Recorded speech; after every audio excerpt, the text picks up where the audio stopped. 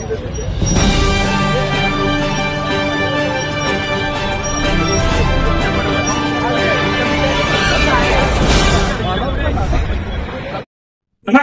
अस्सलाम वालेकुम, आदाब। मैं हूं यूसुफ अली, आप देख रहे हैं सेफ न्यूज लाइव। आइए नजर डालते हैं आज की खास खबर। दोस्तों, परसों 3 जुलाई को वसई विरार महानगर पालिका का स्थापना दिवस था। वसई विरार महानगर पालिका को स्थापना हुए 15 वर्ष पूरे हुए। 2009 में महानगर पालिका की स्थापना हुई थी और 2024 इस स्थापना दिवस पर सबसे पहले तो वसई विरार महानगर पालिका के निवासियों को मैं वसई विरार महानगर पालिका की स्थापना की बधाइयां देता हूं। और इस स्थापना दिवस पर महानगर पालिका के जो कॉन्ट्रैक्ट ठेके पर कर्मचारी है, उन्होंने हाथों पर काली पट्टी बांधकर अपना विरोध प्रदर्शन किया था। पिछले साल भी 3 जुलाई को एक बड़ा मोर्चा वसई विरार महानगर पालिका पर सर्वपक्षीय नेताओं के नेतृत्व में आया था। उसमें यह मांग की जा रही थी, ठेका कर्मचारियों की मांग थी कि उनको परमानेंट किया जाए। इस साल भी मोर्चा नहीं रखा गया, लेकिन ठेका कर्मियों ने हाथ पर काली पट्टी बांधकर अपना विरोध जताया और उनका यह मांग है कि उनको परमानेंट किया जाए। इतने साल से वो ठेके पर काम कर रहे हैं, उनको परमानेंट किया जाए।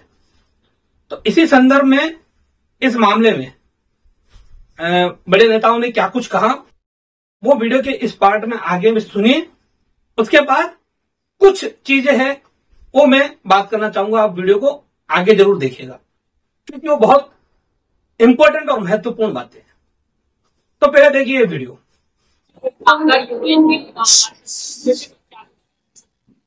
देखिए, वसई विरार महानगर पालिका में जो कर्मचारी है वो लगभग दुर्दैव की बात है 80% कर्मचारी वो अभी भी या तो ठेके में है या तो रोजंदारी पे है।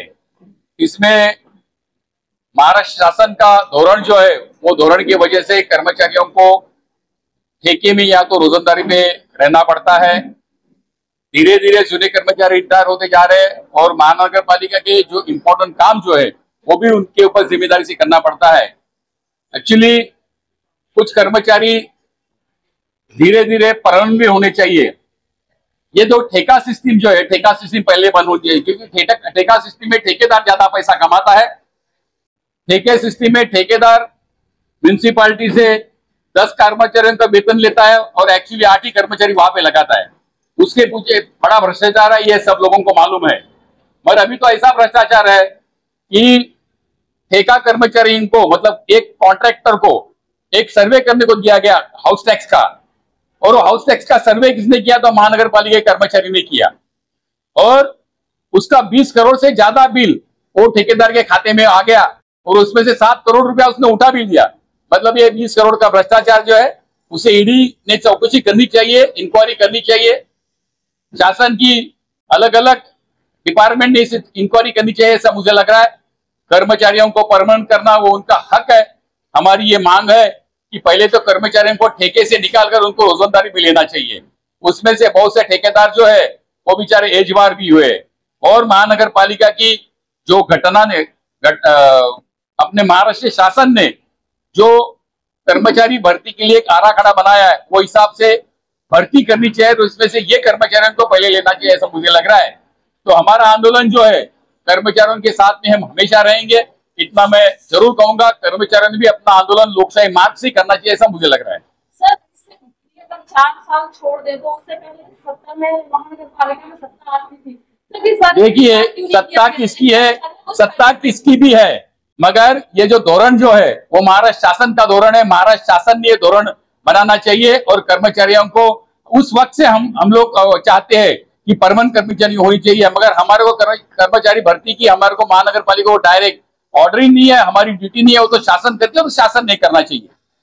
हमारा नहीं बोल अद्यापही कर्मचाऱ्यांना त्यांचे हक्क मिळत नाही, तर आता स्थानिक कामगार संघ कसं उभं राहणार त्यासाठी? बघा, तुम्ही बघितलं, आम्ही 1 वर्षापूर्वी आंदोलन केल्यानंतर त्यावेळेला प्रशासनाने कमिशनने आम्हाला आश्वासन दिलेलं की टप्प्याटप्प्याने काही कर्मचाऱ्यांचे प्रश्न आहेत ते आम्ही सोडू, काही कर्मचाऱ्यांचे प्रश्न सुटलेले आहेत। पण हे जे ठेका कर्मचारी आहेत त्यांना रोजंदारीवर घ्या ही आमची मागणी होती। या मागणीला अजूनही साथ दिलेली नाही प्रशासनाने। त्यासाठी आम्ही परत भांडणार आहोत, प्रशासनाची आम्ही मीटिंग घेणार आहोत। आम्ही शासनाकडनं एवढं इच्छितो की हे जे कर्मचारी जे गेले कित्येक वर्ष झाले महानगरपालिकेमध्ये आहेत की जे ठेक्यामध्ये आहेत त्यांना रोजंदारीवर घ्यावं, काही काना आकृतीबंधाप्रमाणे त्यांच्या पदावर नियुक्ती करावं आणि नियुक्ती करताना यांना प्रायोरिटी द्यावी. एज बार झालेल्या कर्मचाऱ्यांना त्यांच्या वयाच्या मध्ये शिथिलता आणावी अशा आमच्या मागण्या आहेत आणि त्या पूर्ण करण्यासाठी आम्ही नक्की शासनाबरोबर मांडू. याबरोबरच कितीतरी मोठ्या प्रकारचे कर्मचाऱ्यांकडनं कामं करून घेणार. एक मोठं काम कर्मचाऱ्यांकडनं करून घेतलेलं आहे ते म्हणजे हाऊस टॅक्सच्या सर्व्हेचं काम, आणि ते केलं असताना कर्मचाऱ्यांना भत्ता दिला नाही. आणि हाऊस टॅक्सचा जो सर्व्हे केला तो कुठल्या तरी एका बाहेरच्या एजन्सीनी केला असा खोटा डाटा बनवून त्या एजन्सीला 20 करोडच्या वर त्याचं बिल बनलेलं आहे आणि त्यातला 7 करोड दिलेले आहेत. त्यामुळे मी याची इन्क्वायरी शासनाने करावी, ईडी मार्फत करावी अशी मी मागणी करतोय आणि या कर्मचाऱ्यांना न्याय द्यावा आणि हे भ्रष्टाचार करणारे कोण आहेत त्यांना समोर उखडून टाकावे असं माझी ठाम मागणी आहे. शेवटचा प्रश्न, मनसे आता आक्रमक होणं असं म्हणते, त्यांनी तुम्हाला पाठिंबा दिलाय, वेळ आली तर तुमचं देखील असंच एक आक्रमक पाऊल असेल? आम्ही लोकशाही मार्गाने जाणार आहोत, पण काही कर्मचारी मनसेचे आहेत, त्यांची स्टाईल वेगळी आहे, की त्यांनी त्यांच्या स्टाईलमध्ये केले तर आमच्या कर्मचारी हे शांतपणे त्यांना नक्की साथ देतील, त्यांच्या जोडीला असतील. कारण मनसेनी पण आम्हाला साथ देण्याचं ठरवलं आहे आणि महत्वाचा मुद्दा त्यांनी पण घेतलेला आहे. त्या भ्रष्टाचार 20 करोड रुपयाचा भ्रष्टाचार जो आहे त्याची चौकशी ईडी मार्फत केलीच गेली पाहिजे अशी आमची ठाम मागणी आहे. आपने देखा वसई विरार महानगर पालिका के पूर्व महापौर, उन्होंने प्रथम महापौर राजीव नाना पाटिल ने इन ठेके पद्धति पर काम करने वाले सभी कर्मचारियों का सपोर्ट किया. मैं भी सपोर्ट करता हूं, इनको परमानेंट करना चाहिए, लेकिन कुछ चीजें हैं उनको भी नहीं भूलना चाहिए. तो मेरे हाथ में ये कॉन्ट्रैक्ट है जो वसई विरार महानगर पालिका और ठेकेदार स्वयंभू के साथ हुआ वो कॉन्ट्रैक्ट है. इस कॉन्ट्रैक्ट की मैं बात करूंगा उसके पहले आपको बता दूं कि जैसा मैंने अभी कहा कि मैं भी मेरा भी मानना है कि जो लोग ठेके पे है वो परमानेंट होने चाहिए, लेकिन उसमें क्राइटेरिया क्या हो और कौन उसके लिए पात्र हो, ये एक बड़ा विषय है. तो आपको बता दूं कि वसई विरार महानगर पालिका में कई लोग जो विलिंगली, कई कर्मचारी ऐसे हैं जो जिनको जो कोई डिपार्टमेंट दो वो काम करने को तैयार है, लेकिन कुछ ठेके पद्धति पर काम करने वाले कर्मचारी ऐसे उनको एक विशिष्ट विभाग ही चाहिए. अब ठेके पद्धति पे वो काम पे लगे, ठेका पद्धति पे काम पे कैसे लगा जाता है वो हम सब जानते हैं, उसके बारे में मैं ज्यादा नहीं कहूंगा. अब यहां विषय आ रहा है कि ये लोग ऐसी मांग क्यों कर रहे हैं.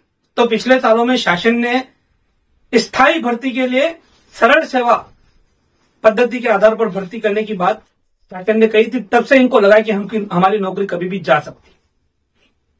तो सवाल यह है कि ये लोग क्वालिफाइड है, अगर इनको सर्व सेवा में जाना है तो ये भी एग्जाम क्यों नहीं दे रहे, इनको भी एग्जाम देना चाहिए. कुछ एज क्राइटेरिया और कुछ चीजें हो सकती है.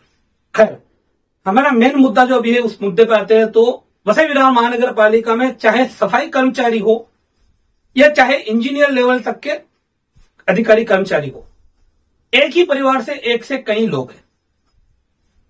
ये कॉन्ट्रैक्ट पद्धति, तो इसमें क्या सभी को परमानेंट किया जाना दूसरे लोगों के साथ, दूसरे परिवारों के साथ नाइंसाफी नहीं?